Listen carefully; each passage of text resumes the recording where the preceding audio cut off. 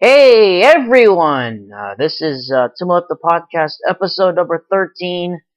Uh, this will be the last episode for at least a 2 year period. I'll be back in 2018 December. Uh, this is the last podcast that I'm doing, and for a while, and final podcast before my mission, of course. Uh, I think everybody knows why we are taping this today, and the reason why we're doing this. This was supposed to be a day of great joy and generally of great promise for America. And I think there needs no introduction what I'm about to start talking about today. Um, this is,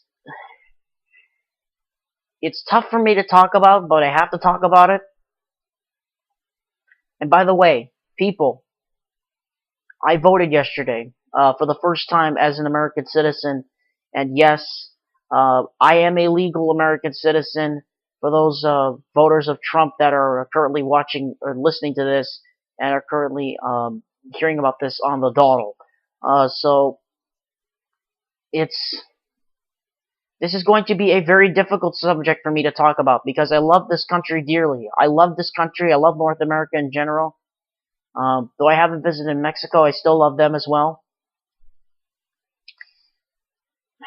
But something bothers me today. Uh, Ladies and gentlemen, the next president of the United States is Mr. Donald John Trump, our president-elect. He will succeed Barack Obama starting on January 20th of next year. And of course, I will unfortunately be in the United States when that happens because I will be at the Provo Missionary Training Center in Provo, Utah, where they voted for Trump by a landslide. I don't know how. Now, I know what you're thinking.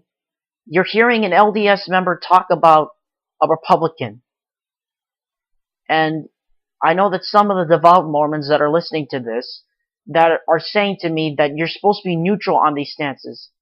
I can't be neutral on these stances. Not today. Almost surely not today. I voted for Hillary Clinton yesterday. I'll say it now. Hawaii voted for Hillary Clinton. California, Washington, Oregon, Nevada, all of us voted for Hillary Clinton because we knew what she brought to the table. She was going to build a stronger America and she was going to make us stronger together. I believed in her. But now I see why people voted for Trump. Because they don't like women. My mom once told me, the chosen ones are never the men. It's always the women. The chosen ones in the first presidency's Relief Society General Presidency are women. How can they not be the chosen ones? Women should be the chosen ones of this next country. I hope the next two nominees we get for the presidential election are women. I would love to see women in the Oval Office. That would bring this entire world full circle. It will bring the power and the majesty that I have been so desperately waiting for from Clinton. I was so desperately waiting for her to be called Mrs. President and for Bill Clinton to be called the First Gentleman. What I got last night was a stunning upset that I'm sure I will never forget anytime soon. I sat with my eyes glued to the television starting at 11 a.m. yesterday and slowly watched it unfold. At one point, I thought Hillary Clinton had it. She had it made. She got California. But then came Ohio, then came Florida, Pennsylvania, all the Rust Belt states, the blue-collar, working-class white men that voted for Donald Trump yesterday. Not Hispanics, not Latinos, not colored races, white men. And look how many women voted for Trump compared to Clinton. It was not a landslide victory. And in fact, the popular vote showed that Clinton won the election. But hey, along comes the Electoral College with the 270 limit that, sorry, hit my mic. With the 270 vote limit that automatically gets you the presidency. Man, Donald Trump doesn't deserve to be president of this United States. I could care less if they see change in him. You know what I see in him? I see racism, sexism, hatred against other religions, hatred against colored races, favoredness among white people. White people! All of his children that were born to him were all white people. All the wives that he married were all white people. All the people he made business deals with, white people. All the people that he said he trusted, white people. All the people said he distrusted. And look at the other side of things. The people he distrusted, black people. People that he said we should build a wall over and make them pay for it. Hispanics, Latinos, Mexicans. People that he discriminated against. Asians, Pacific Islanders, Canadians. People of my races that I was born with. I know some people you're crying at me saying you're just being a hatred. Man, you don't know what it's like to live here in Hawaii. Do you know what our living conditions are like here in Hawaii? We have the most homeless people of any state in the country and the most around the world. The world! People are lying there on the streets. Raggedy clothes, dirty bodies, carts full of garbage. Every day I walk by in downtown, I see a cart full of garbage just sitting there. Do you know how hard it is to live here? Look at the price of homes here. They're approaching the millions, tens of millions. Do you know how hard it is to be with that? People, you know I'm not emotional about these things, but I'm emotional about this election. What are we doing to our country? Look at the direction you're taking our country in. What did Hitler do in 1938 when he came to his power at the rise of the Great Depression and World War II? He used racism, bias against genders and religions, threats to kill. Look what Donald Trump is doing. He's threatening to exile all the great people of this nation and all the things that make America great. Our melting pot is slowly draining out. He's threatening to exile Canadians, illegal immigrants, illegal refugees here, people that he thinks shouldn't be here. He's threatening to exile Muslims just because he thinks that they are the cause of all of our problems. Man, Muslims didn't cause all of our problems. Al-Qaeda did. ISIS did. Iraq did. It's not Muslims. It's people who believe in the wrong kind of Islam. Radical Islams. We don't have radical Islams here in the States. And I yet to know of anybody in my school, in my state, that is like that. Do you know what you just did to our country, America? You set us back 100 years. You set us back to a time of war. The reaction on social media across the country yesterday was outstanding. It set off protests on both sides of the United States. The East Coast protested. The West Coast protested. California, Oregon, Washington State, and Nevada are all threatening to become their own nation. People, you just started the second Civil War.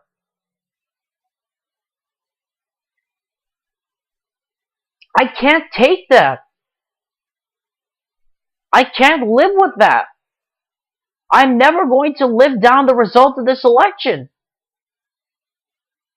Somebody put it in great terms. Donald Trump didn't win. Hatred won. Racism won. Sexism won. Gender bias won. Religious bias won.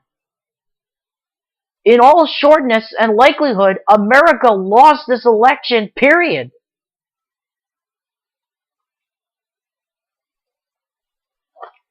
Back in 1861, Abraham Lincoln won the election by a landslide. The southern states seceded and soon became their own nation called the Confederacy.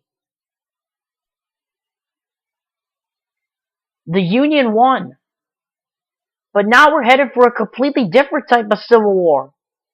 There is a deep, deep racial divide in our country.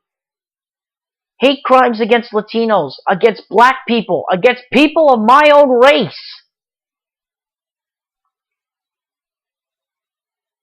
The only thing that's going to take my mind off of this weekend is if you're a sports fan. The only thing that takes your mind off of this is this weekend's college football games and NFL games. The opening of college basketball is this weekend. That would be a great cathartic thing for a person like me who's been so severely traumatized by this election. I can't believe that the people of my own country would pick a misguided, sick-hearted misogynist who's only caring about his elections, his schedule. This hurts so much right now that I can't even begin to comprehend what it must feel like to support Clinton. America lost this election. Everything that we don't love about America won. I'm not going to stand for this. I will not be neutral on these stances. If you check out my Twitter page, I changed it. It doesn't say happy things anymore. All it says is, I'm a fan of the JNAB podcast, and I'm not proud to be an American anymore. I don't want to be an American anymore. I can't. Because Donald Trump is president of this country. I won't stand for it. You don't even know how much pain I'm going through. How much pain the West Coast. How much pain everyone else that voted for Hillary Clinton. I can't be proud of her because Trump won this election single-handedly because of the white voters. And that's not because of the white voters. It's not just white voters. You know who he won over? Trump won over white college people with non-college educations. In short, he won over white, bullheaded jocks. Who are jocks, you ask? Look at Luke Kennard and Grayson Allen at Duke. Look at Jared Goff with the Los Angeles Rams. Look at Baker Mayfield at Oklahoma. Look at Jake Browning in Washington. They're all jocks. They don't have college educations. They don't know any better. They're the worst kind of white voters because you know why? Those white voters don't know right from wrong. Most of the times, white college jocks who have been uneducated are normally people who play football, who play sports, and Trump is a fan of the New York Rangers. He's a fan of the Giants. He's a fan of the Devils. He's a fan of all the New York teams.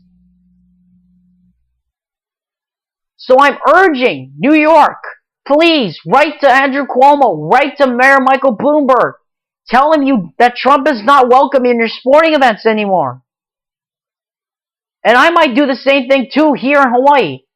I will legitimately write to my governor, to my national Congress members, to urge Trump to not go to ban Trump from all sporting events here in Hawaii. He's not welcome here anymore. He's offended the Asians here in Hawaii. He's offended my dad. I have never seen my dad so stern before. I haven't seen my mom so unhappy before when Trump lost this election. Man, well, I can't even begin to... Look, people. Do you know how much my parents have suffered over the years to get me here? We are living in a tiny condo on the outskirts of downtown, on the outskirts of the roughest part of this island. We are literally living on the outskirts of Kalihi. I am literally living next to a guy who I think runs a meth lab on the 21st floor of the adjacent building to mine. There is a person running a meth lab on the 21st floor of the building right next to me. I can literally smell when he's doing it when the wind's not right. It's the wrongest thing ever. Do you understand what my parents have done? What other parents of people who are struggling here in Hawaii, who can't afford their own homes across the country, who can't afford their own homes here? Do you even know what they're going through? Like I said, our property values are reaching the millions. In the next 5 years, they'll be in the tens of millions. My dad, I'm Dan Lebatard, I feel your pain. My dad has suffered so much to get here. During the 60s, he was living in a time of the Filipino Revolution. And he was only 7 years old. He was too young to understand that. But now, as a 54-year-old, living in a time of American politics where we've become so corrupt and so dangerously to the close brink of civil war, so many years, my dad literally came on a boat, immigrated with his parents back in the 60s. You know why I'm scared? I'm not only scared for this country, I'm scared for my dad. One day, Trump might just decide to go into my dad's securitized records and find out if he was an illegal immigrant or not, because he might pass an illegal immigrant act that automatically reviews immigrants to the United States so that they might be deported back to the country from whence they came. People, do you even know what's going on in the Philippines right now? The Philippines are in the middle of a drug war because their idiotic leader decides to kill off his own people, his blood, for his own good. I know you people are laughing right now. Stop laughing. It's not funny. What if it happened here in Hawaii? Look, guys, everyone, look. Hawaii is in the middle of a drug war. We are the stopping point for everything that comes in. Everything, every single drug, every narcotic, every hemp, every single ounce of hemp and narcotics and pills that come through here goes through us. Hawaii is the stopping point for drugs.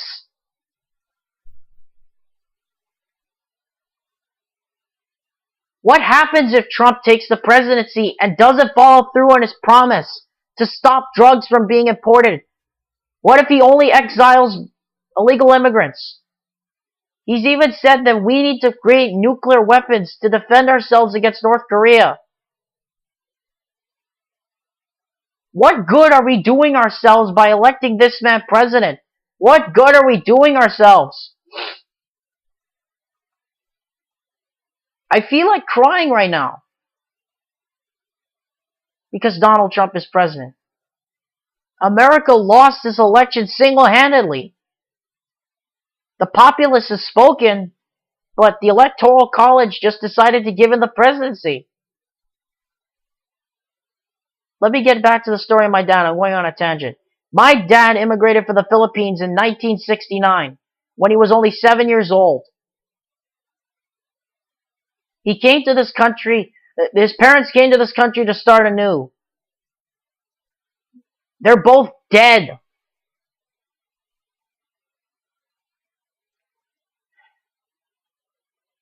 My grandfather died at 85. My grandmother died at 92. My mother's mom is the only living relative from the first generation that is still alive. My great-grandmother passed away when she was 108. What is going to happen? I keep fearing the day that Trump decides he passes the act and he digs into my dad's securitized records and finds out he was an illegal immigrant. Then knowing the way Trump has been going, he might not just exile him. OCCC might be converted into a house for exiles. I can't think of that day. I can't. If they find out that my dad might have been an illegal immigrant, I might not see him again. I'm going to be gone for 2 years. 2 years. And not find out if my parents are alright in person. I'm only going to know by letter, by email. I am not going to have any single contact with them cellularly, in voice command, or anything for 2 years. I am fearing the day will come where my mom writes to me that your dad was deported because Donald Trump decided to dig into his securitized records and Trump came down here personally to see him off. I am fearing that day. I do not want that to happen. So starting tonight, I'm going to tell my dad to check his records to make sure he's not illegal. And I'm going to be serious with him about it. I do not want him to be deported from this country where the American dream is slowly crumbling. Do you want to know why this dream is crumbling? We have hate crimes going on. And our politicians are ignoring it. Our president is ignoring it. Donald Trump is going to ignore it. And he is being endorsed by 3 countries that he blew off. Russia, Israel, and by Mexico. I have yet to hear from Trudeau, from Shinzo Abe, from Rodrigo Duterte, from all of our allies, Francois Hollande, Angela Merkel.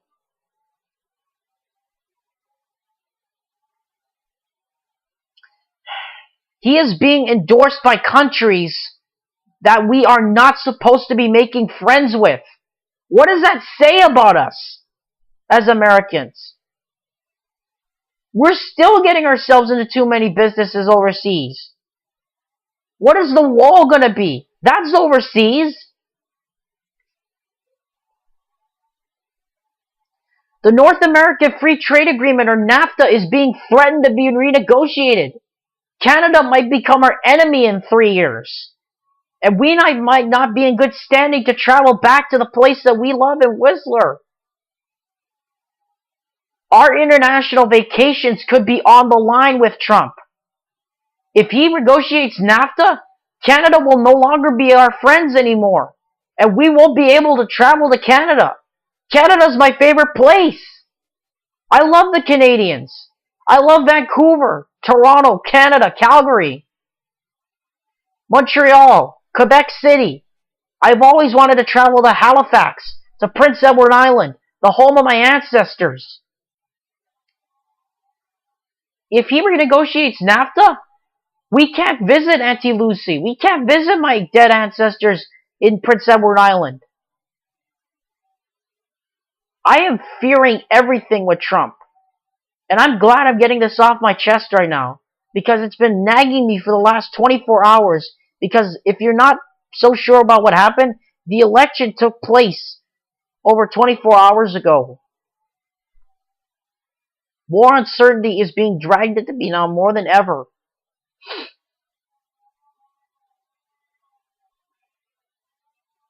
People, look at yourselves. Look what you've just done to this country. You've literally invited in the adversary to take control of our minds. President Monson, I'm sure, is standing neutral on this. But I will not stand for a racist misogynist to be president. I will not do it. It would take a miracle for me to endorse Trump. But right now, that's all the choices I have.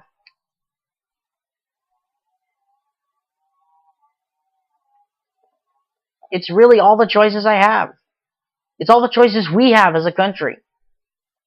So, if California, Nevada, Oregon, and Washington want to secede, don't do it. Because you know why?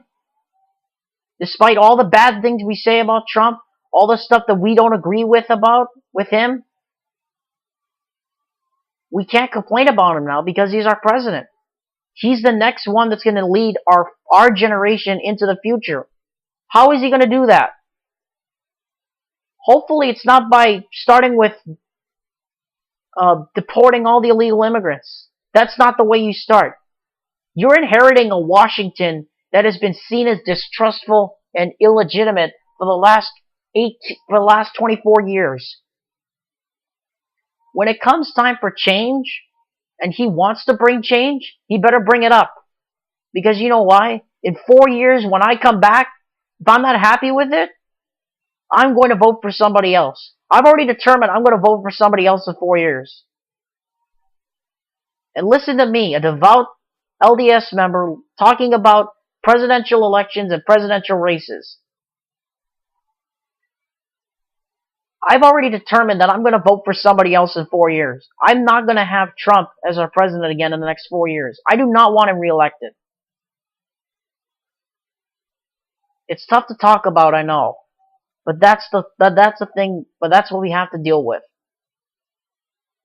If I can bring it full circle, for all of the people that are hurting, all of our Latinos, Hispanics, our black people, my Asian people, my Hawaiians, my Chinese, my Filipinos, my Ilocanos, Tagalogs, everybody, just listen to me for one moment. Let's actually listen to what Trump said. Let's all come together as a nation. Despite what the things we may say about him, whether he's unfit to stand for presidency or not, he's who we elected. It's who we elected as president, unfortunately, and we unfortunately have to deal with this.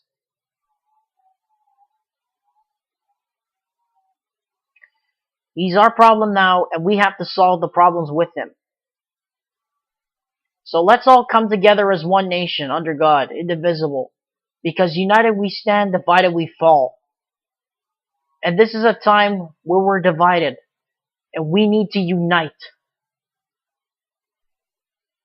Let's put all of our problems aside, all the preconceptions we have with Trump, and let's all come together and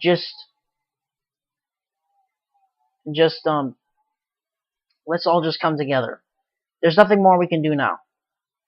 The Electoral College is going to officially vote on December 19th, and the overwhelming favorite is going to be Donald Trump. We can't change that now. We can't. It's already decided. We can't do it. Unless he gets assassinated, of course. Which to many people wouldn't be a bad thing at this point, considering what's going on. People, let's not get that in our heads. Let's just come together as one nation, and it's something we have to deal with. And if he does something stupid that we don't like, we'll let him hear about it. But we have to give him a chance. Give him a chance to lead. Follow what President Obama, what Secretary Clinton said.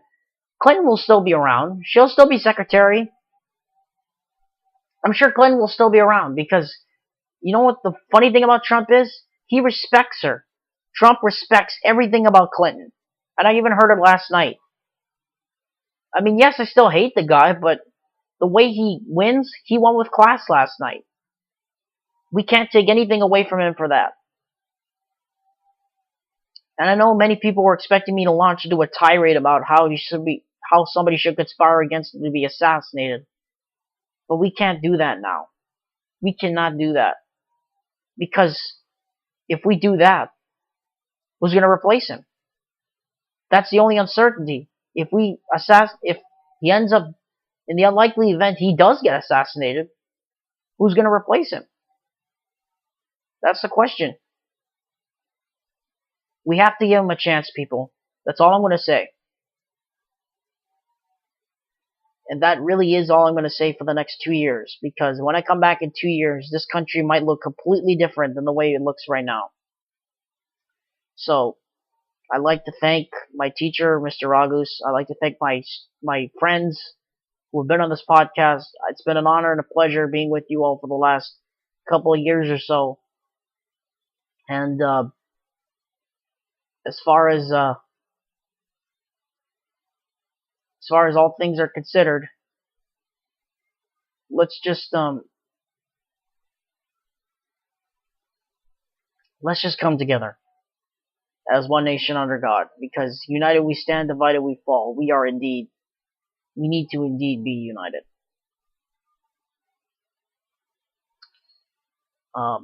That's all I have to say, really. It's come to the end, and it's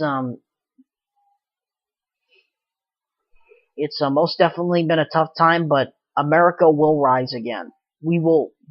I guarantee you that Donald Trump will indeed do something spectacular within the next 4 years, and that's the good side of me coming out. That's the side of me that says, this might not be so bad after all if he follows through on what he says. And I have to say, very honored to be a voter, and we all should be proud to be American, even though we're not to be right now. Besides, I'm not proud to be an American right now. See you guys later. I'll see you all in 2 years.